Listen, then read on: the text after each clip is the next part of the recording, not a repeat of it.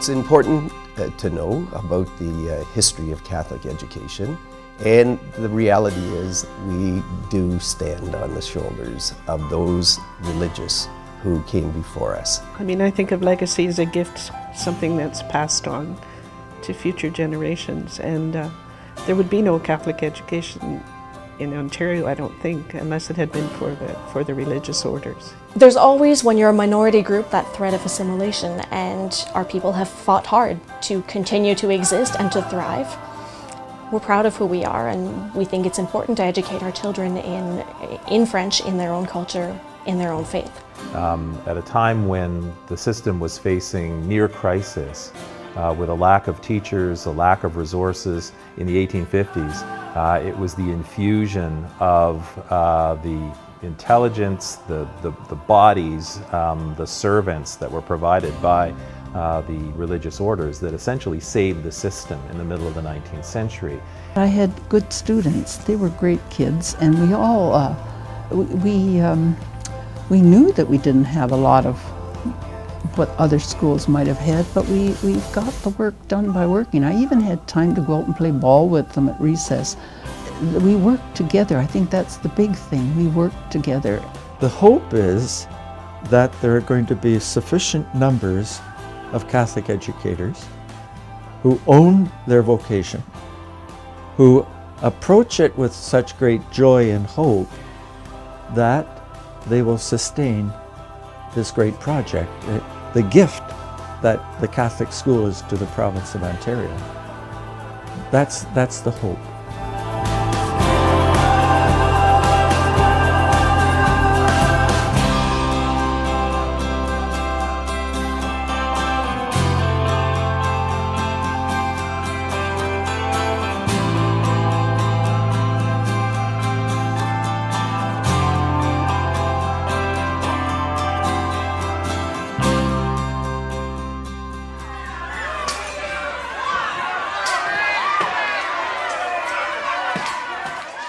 Catholic schools in Ontario have a colorful and at times violent history, with sectarian and hateful exchanges between Protestants and Catholics in the 1840s and 1850s, sometimes erupting into riots in communities across Upper Canada. During this period of conflict, the Reverend Dr. Egerton Ryerson, the longtime Superintendent of Education for Upper Canada, pushed for a non-sectarian common school system that would promote loyalty to the Crown, solid citizenship, and a generic Christianity. The Catholic Bishop of Toronto, Armand de Charbonnel, considered this public school system to be a threat to the Catholic population of Upper Canada and encouraged his flock to establish and support distinctly Catholic schools. Because the two Canadas, Upper and Lower, were combined into one assembly, French-Canadian, predominantly Catholic votes from Lower Canada combined with moderate Anglophone votes in Upper Canada in 1855 to pass the Taché Act. This act guaranteed the rights of Upper Canada's Catholic minority to create and manage their own schools. Then in 1863, again with the support of the French-Canadian members from Lower Canada, the Scott Act, known as the Separate Schools Act, guaranteed the right to separate schools in Upper Canada and allowed Catholic schools to share in the Common School Fund provided by the Canadian government. In 1867, at the time of the British North America Act, Archbishop John Joseph Lynch of Toronto, along with Father of Confederation Thomas D'Arcy McGee, initiated a process under Section 93 of the Act of Confederation that secured all educational rights held by religious minorities before 1867. For Catholics in Ontario, this meant the right to their own schools and to share proportionally in the funds allotted to education. In the course of the 19th century, the Loretto Sisters and the Sisters of St. Joseph, they aligned their curriculum and affiliated with other organizations. The big significance here is that, first of all, young Catholic people could be teachers, and then from there they could be admitted to universities. And for both the men and the women, that gives them the gateway into the professions. I think music, the teaching of music, is one of the great unwritten stories of the history of religious in Ontario. It was revenue generating for the houses. It was also a means of integrating the religious congregations into the community. The various recitals that the sisters gave were open to the entire community, and it was from the entire community, regardless of religious denomination, that their pupils were drawn. This was the beginning, and for decades the separate school system of Ontario evolved through perilous and stormy periods. With the generous labor of over 75 teaching religious orders of women and men, both English and French, modestly paid lay teachers, and financial support from Catholics across the province. While this was happening in English-speaking Ontario, the French minority was also building a system of schools that provided access to the professions. When the religious orders first came to Ontario, they were French-speaking orders, and the first things that they did were open schools and hospitals, and they served the population in French. The Sisters of Charity of Ottawa opened in the early 20th century a teachers' college, a French language teachers' college at the University of Ottawa, and they trained generations of young teachers for our school systems. And as time went on, and as we had these struggles with being able to educate our own people in our own language, these religious communities and congregations and orders fought hard. They created organizations, they openly circumvented government laws prohibiting the teaching in French. They opened newspapers and all kinds of different cultural outlets for us to be able to live our lives in our own language, along with our faith, our Catholic faith, that is so inherent to so many Franco-Ontarians.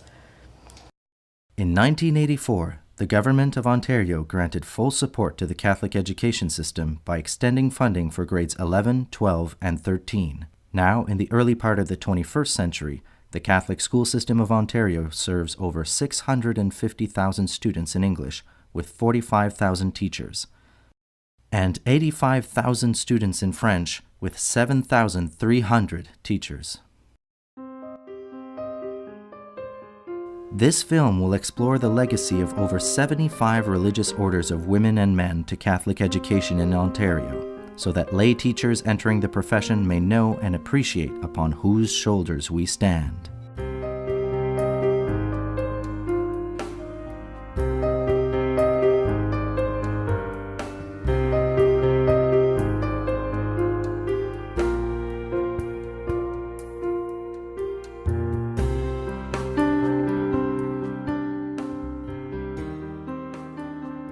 Depending on which congregation started schools, you have these charisms, these gifts of the Spirit that were part of the school's richness and the treasure. Our sisters were gifted with the charism of unity and reconciliation.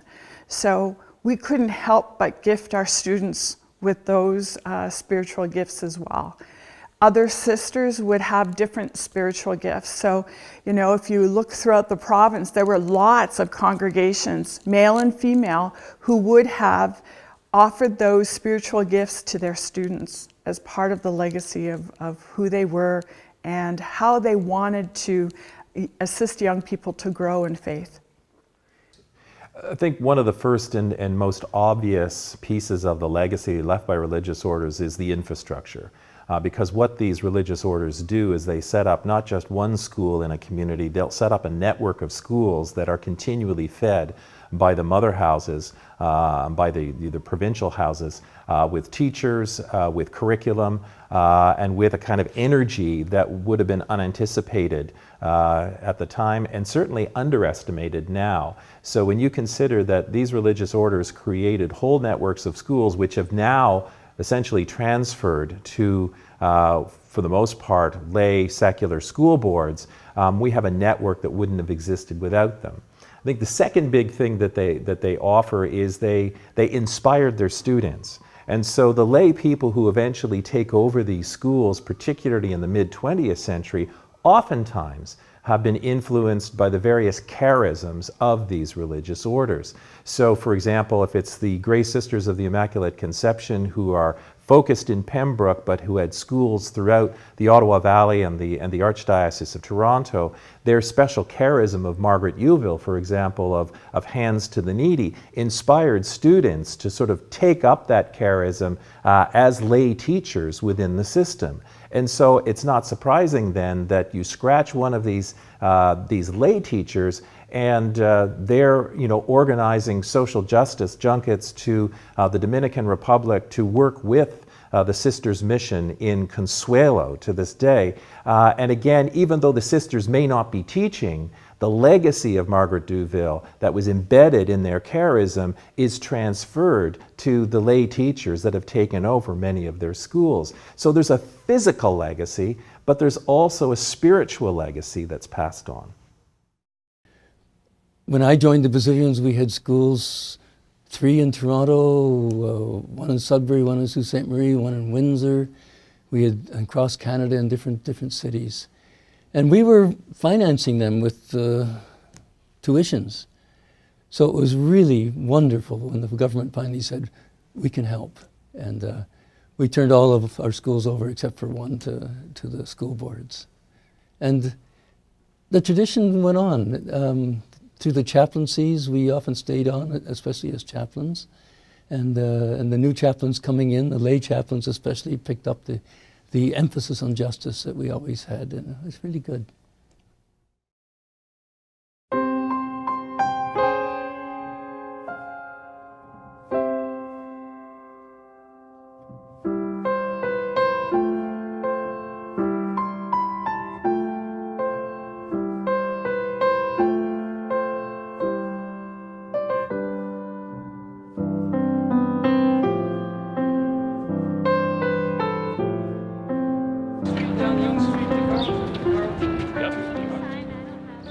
Father Holmes, a Basilian priest who taught high school for 30 years, embodies that sense of social justice, as he, at age 87, encourages high school students to become aware of global issues of justice like climate change. You know, I'm really amazed at today's youth. They really are concerned. They're not as church-going as they used to be, but dang, they are concerned about the environment, they're concerned about justice, they're concerned about peace, and they're willing to put their feet out there and to do something. So I'm really proud of them. I'm going to insert letters. Yeah, okay. Today we're marching for climate justice, and that's Pope Francis's thing, you know, his whole encyclical on Laudate Si, on eco-justice, is fantastic. And so we're taking him up on that, and today the students are getting ready to go out, and we're going to be part of the Climate Justice March in Toronto. And we're all going to wear blue scarves, which comes out of Afghanistan, looking for a border-free world under one blue sky.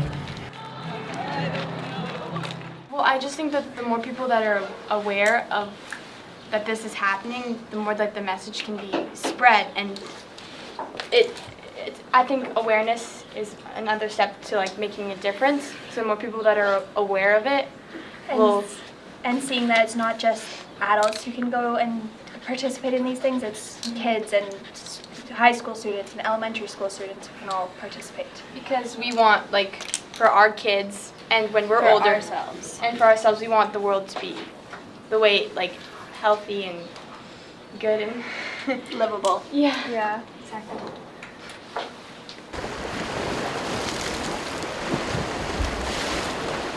From climate change awareness to the call for reconciliation with First Nations, the inspiration of thoughtful religious men and women leaves its imprint on Catholic education. On the shores of Lake Nipissing, we meet Sister Priscilla Solomon, an Ojibwe woman and a sister of St. Joseph who reflects on residential schools and reconciliation. I know that any religious congregations that were involved in them did not go into those schools with the intention of doing harm. They went with the intention of educating and supporting. Part of the challenge was they're part of their own culture, just as we are part of the culture today. So the mentality at that time was Indigenous people have to be like us. They're not going to make it if they don't do things the way we do them, if they don't see life as we see it. So they bought that Robert Schreider calls it a lie, because it's a story that is inaccurate, but it fit for them as a society, and they thought that it was what would fit for Indigenous people. Here in Geraldton, 3 hours northeast of Lake Superior, these students, mostly from Toronto Catholic high schools, are participating in a smudging or purification ceremony as part of a school trip called the Superior North Study and Leadership Program. It is designed to respond to the Truth and Reconciliation Commission's call for action. Greg Rogers has been involved in Catholic education as a teacher and administrator for over 40 years and is co-founder of Adventure Learning Experiences, the organizers of this trip. Thinking about the religious orders and the impact they've had on me really, I think, led to this Superior North program. That program in Superior North really came out of, I guess, a consciousness to think about what needs to be done in our own country. It's great that we're going over to other countries of the world, but there are some issues here. Superior North is the furthest Catholic board in Ontario. 86% of their students are Indigenous. The purpose of the program really is to build relationships between the students in the South and the students in the North. They will do some wonderful things in terms of student leadership, in terms of their culture. We'll be doing some hoop dancing. They'll be taking us on medicinal walks through the woods. We'll have a hike through the Palisades, a beautiful part of Ontario, and many other cultural activities. In return, our students will build relationships through leadership programs such as the Catholic Graduate Expectations and also the 7 Habits of Highly Effective Teens. So as we learn more about the issues of the North and so on, we just felt compelled to say, what can we do in our own country to build those relationships? It's really important for them, young teachers, to recognize that if you're of settler or immigrant origins, you come from a culture that has benefited by colonization and the oppression of colonization, and your benefits come simultaneously with the harm that was done to Indigenous peoples. And you're not to blame for it, but you have a responsibility to correct it. So you need to educate yourselves. You need to learn a history that you never learned in school, that your parents never learned. You need to be open to that history, to face its truth, and to say, what do we need to do now to make things different, to make things right? I didn't think that it'd be as modern, to be honest, because of what I've heard, like from media, from the textbooks and from classroom. We have this idea of what it is back in Toronto and in our classrooms, but we don't actually know who they are, and so it's nice to know them. I think it's important that our Indigenous students are able to celebrate their culture and celebrate the traditions that they have been learning. We're revitalizing a culture, we're revitalizing a language, and so being given the gift is to share that with non-Indigenous students and non-Indigenous adults is so important in order for us to move on and really come to that reconciliation. And it's just all about bringing awareness and sensitivity, and I think it's important for Canada's history and for our future.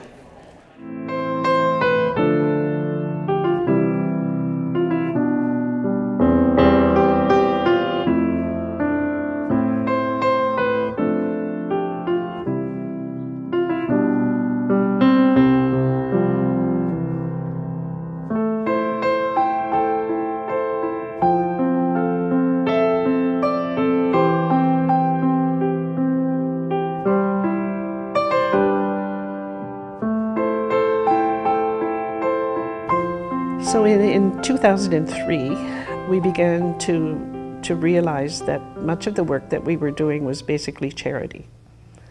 And instead of visiting somebody in the hospital and paying attention to them there, we needed to ask ourselves, why are they in the hospital to begin with?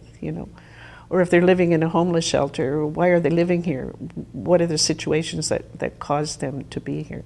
So we had to move from the concept of charity to the concept of justice, and to look at the root causes of the social ills that were affecting people.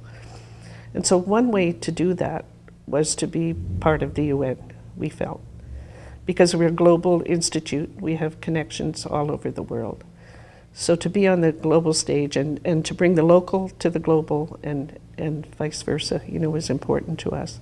Well, every year since 2009, we have arranged a workshop at the UN in New York for high school students. So this year there were 3 schools, one Loretto School, Madonna High School, and Bishop Redmond. Combination of boys and girls, all grades, 2 little grade 9s who were the most articulate in the whole bunch. And so we take them and we do workshops in the morning from 9 to 1.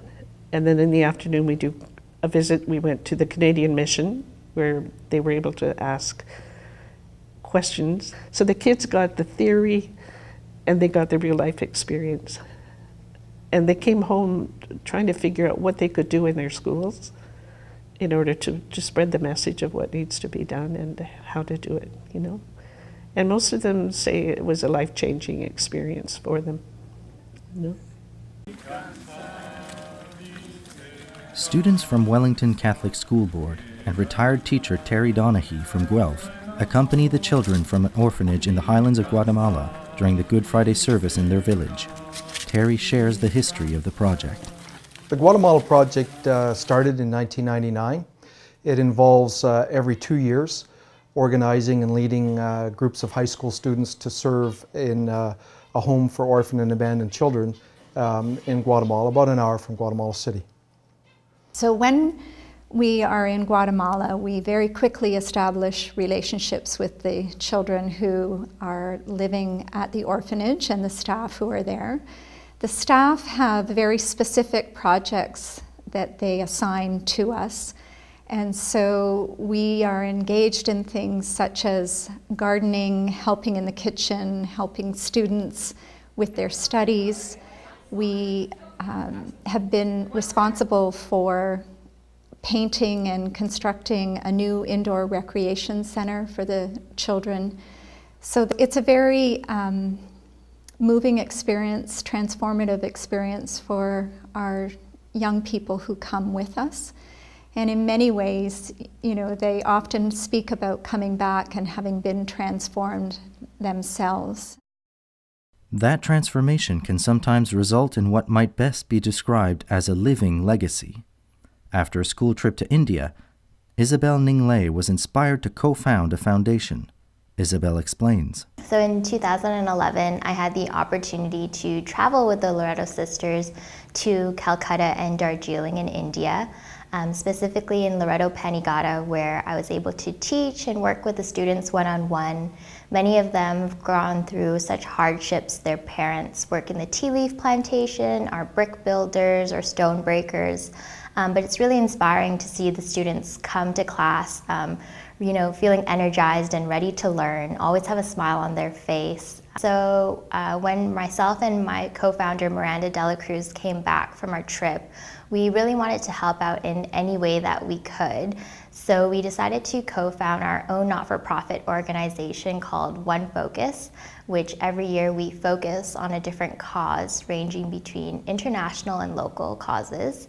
So for our first year, we decided to take our experiences in India and really bring them into the classroom in the Toronto Catholic District School Board and share with the different students our experience that we had in India. And through fundraisers, workshops, and keynotes, we were able to raise almost $10,000 for Loretto Panigata.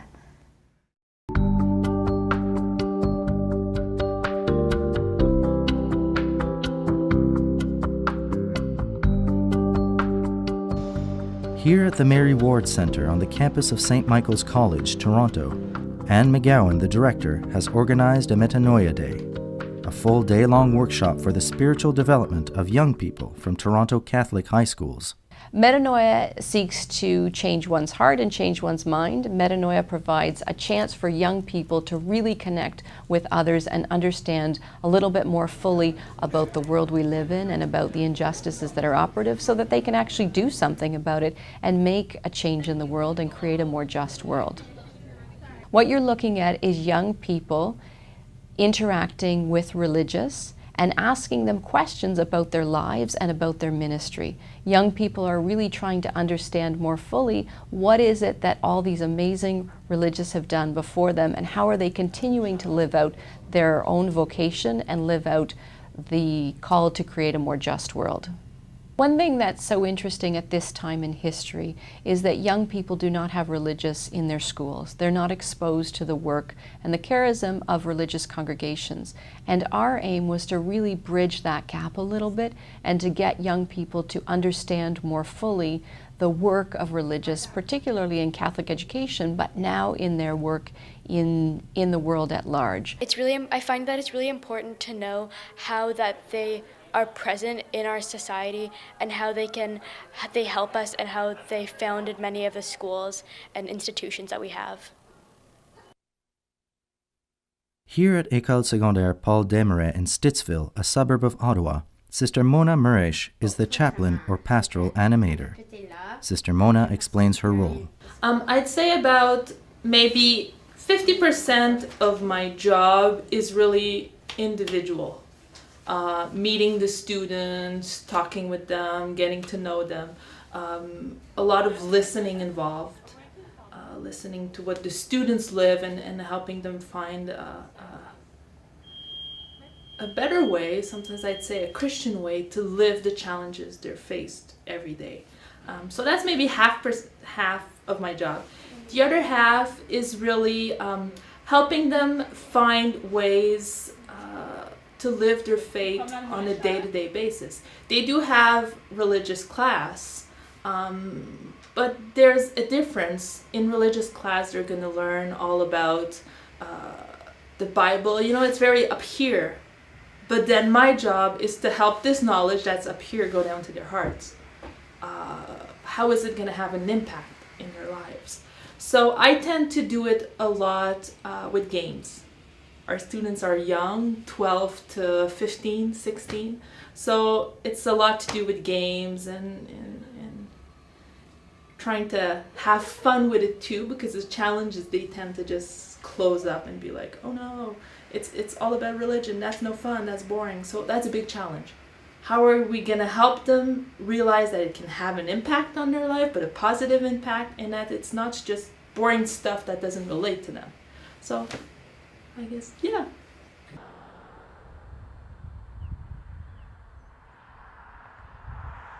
I teach with the Wellington Catholic District School Board, and we run a board program called Terra, and it's for grade 10 students, and they come out here on the property of the Ignatius Jesuit Center to earn 4 credits and essentially experience the land.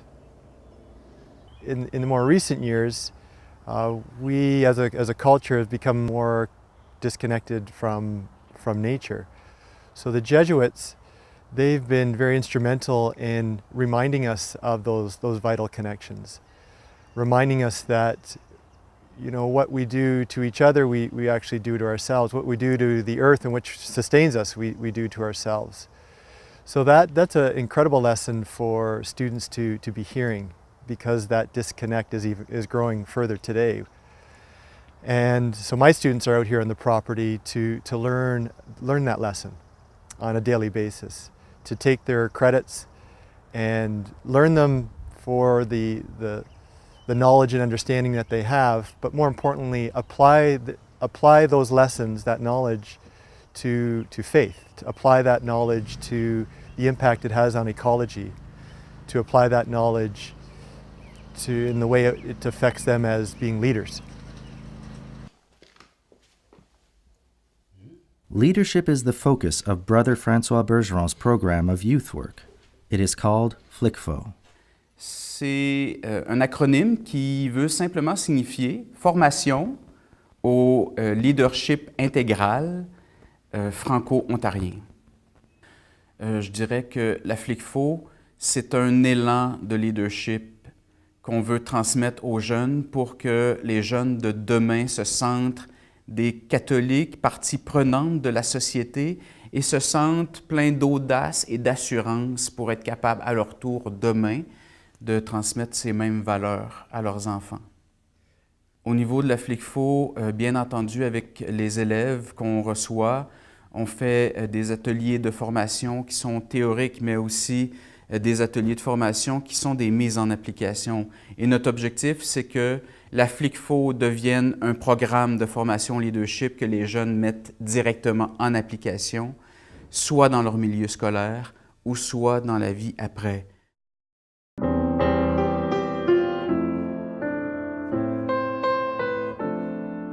These were highly energetic people, men and women who, despite Hollywood notions of what nuns and priests are supposed to do or what they don't do in the films, these are absolutely energetic people. I can tell students about the time when a sister of St. Joseph would have to go by canoe in the morning to go to a cabin on the other side of Lake Nipissing to light the fire so that the students would be there in the morning. These are energetic people who are adventurous, who went into the unknown for the most part, particularly those early religious orders coming to Upper Canada, to make a difference. Second thing I would say is that these people had great intelligence.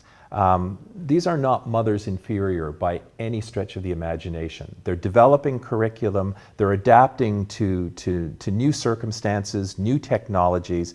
It's no surprise that in the city of Toronto in the late 19th century, it's the Sisters of St. Joseph who developed one of the first kindergartens based on Froebel's model. The Christian Brothers create one of the first industrial arts programs in their schools. So these are highly creative and intelligent people. The third thing, which will be the hardest for younger teachers coming out now to understand, is sacrifice.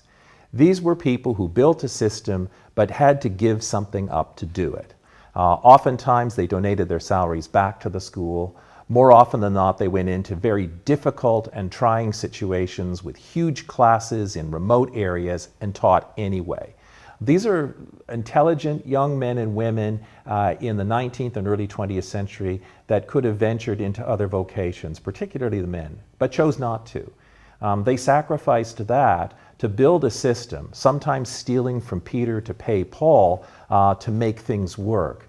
And it's that sacrifice, that intelligence, and that energy, I think, and coming together to build communities across the province that really is something that new students, new teachers should really grasp and be inspired by.